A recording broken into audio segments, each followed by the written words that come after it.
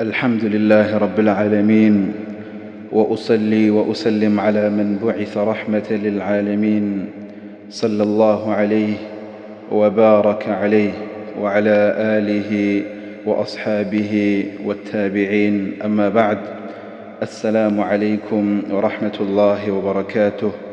وأسأل الله أن يجعل عيشكم سعادة، وأن يملأ قلوبكم وبيوتكم طمأنينة وبركة ورحمة.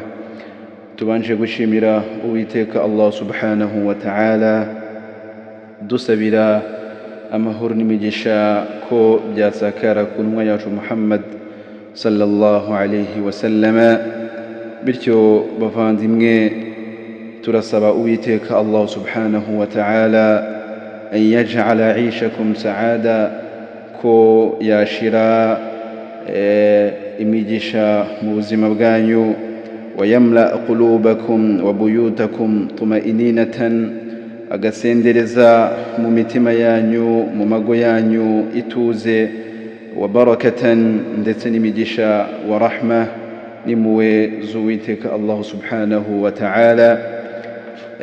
Bityo bavandimwe b'Islam, ndagira ngo twibukiranye kuri aya ya 12 yo muri suratul Hujurat, aho Allah subhanahu wa ta'ala agira ati: ya ayyuhalladhina amanu ijtanibu kathiran min adh-dhann.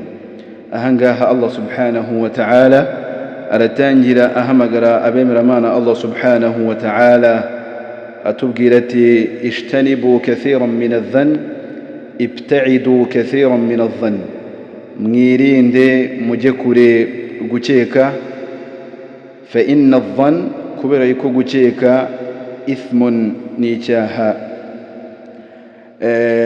Allah subhanahu wa ta'ala atangira ino aya aduhamagara nk'abemeramana Allah subhanahu wa ta'ala, atwibutsa yuko gukeka tugomba kubigendera kure.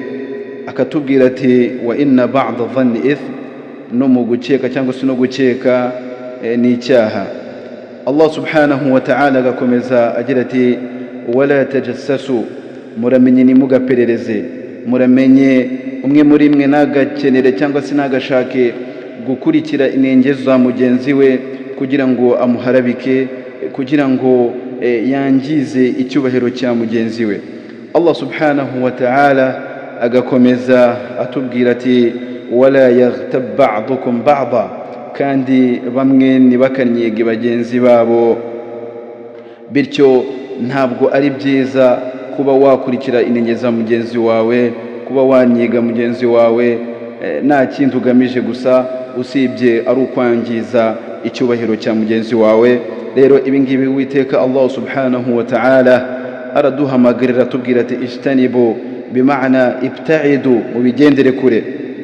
Allah subhanahu wa ta'ala agakomeza atubwira ati: ayuhibbu ahadukum an ya'kula lahma akhihi mayyita, ese umwe muri mwe yakwishimira kurya inyama za mugenzi we mayitan, yapfuye. Fakarihtumu, mubyange, mubigendere kure. wattaqullah, nimurangiza mutinye Uwiteka Allah subhanahu wa ta'ala.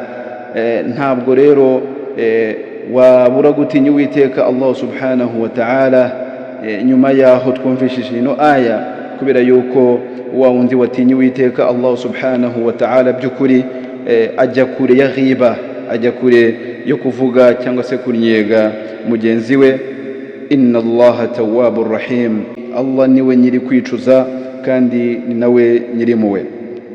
Rero bafandwe Islam, ndagira ngo turebere hamwe fawaid y'iyi aya cyangwa se inyungu z'iyi aya zigera kuri enye.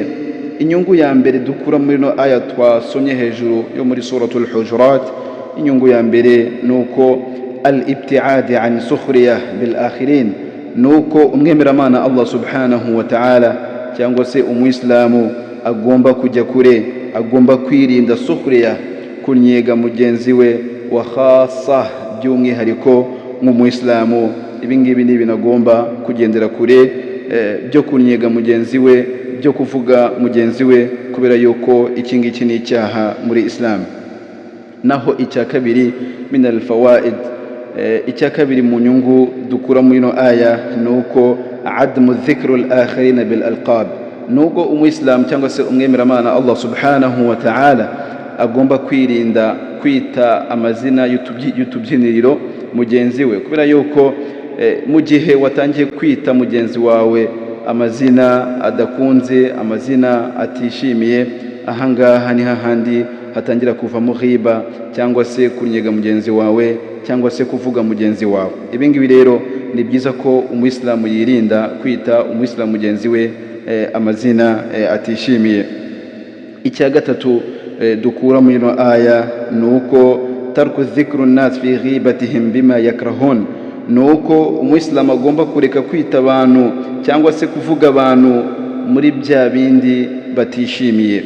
Naho icya nyuma naha Allahu al-mu'minin, nuko Allah subhanahu wa ta'ala aziririza cyangwa se abuza abemeramana Allah subhanahu wa ta'ala an yattabi'a awrat, gukurikira inenge za bagenzi bacu, gukurikira inenge cyangwa se ukeneye kwandagaza mugenzi wawe, noneho by'umwihariko umuyisilamu. Ibi ngibi Allah subhanahu wa ta'ala arabitubuza nk'uko avuga ati ya ayyuhalladhina amanu, yemwe abemewe iteka Allah subhanahu wa ta'ala, ishtanibu kathiran min adh-dhann, mwirinde mujye kure yo gukeka, kubera yuko iyo umuyisilamu atangiye gukekera mugenzi we, aho ngaho nakabuza turakubwira duti ugiye kugwa muri ghiba.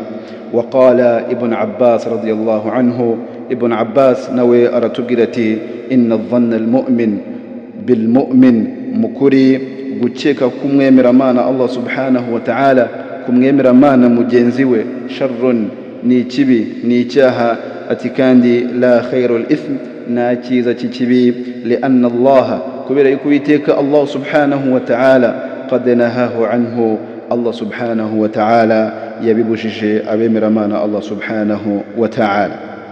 Rero ibi byose biratwinjiza mu muryango uvuga ati al-ghiba, kuvuga bagenzi bacu cyangwa se kunyega bagenzi bacu.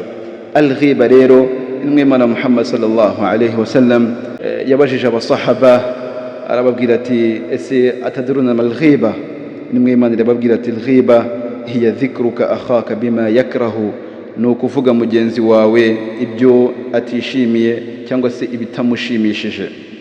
Nk'uko rero tugiye kubisanga muri hadithi ya Anas radiyallahu anhu ayikomoye kuri mwemana Muhammad sallallahu alayhi wasallam, inwemana iravuga ati irabwira abasahabati atadruna mal ghiba, ese mwaba muzi gusebanya icyo ari cyo?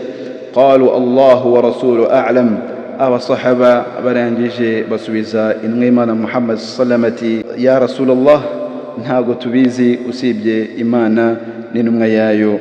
Qala inwemana Muhammad sallallahu alayhi wasallam irababwira ati dhikruka akhaka bima yakrahu, no kuvuga cyangwa se ntugusebya mugenzi wawe kuri bya bindi atishimiye.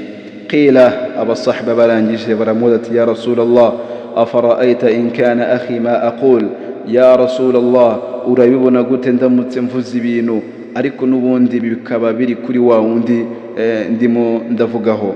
Qala mwemana Muhammad sallallahu alayhi wasallam irabasubiza ati in kana fi ma taqul faqad ikhtabtah, nuramuka uvuze koko ibintu tugasanga bimuriho, icyo gihe faqad ikhtabtah, icyo gihe uzaba umusebeje. Hadith irakunze ati, arababwira ati wa illam yakun fi ma taqul, ariko noneho nuramuka uvuze ibintu bitamuriho koko, faqad bahatta, icyo gihe uzaba umuteje urubwa, icyo gihe uzaba urimo uramuharabika.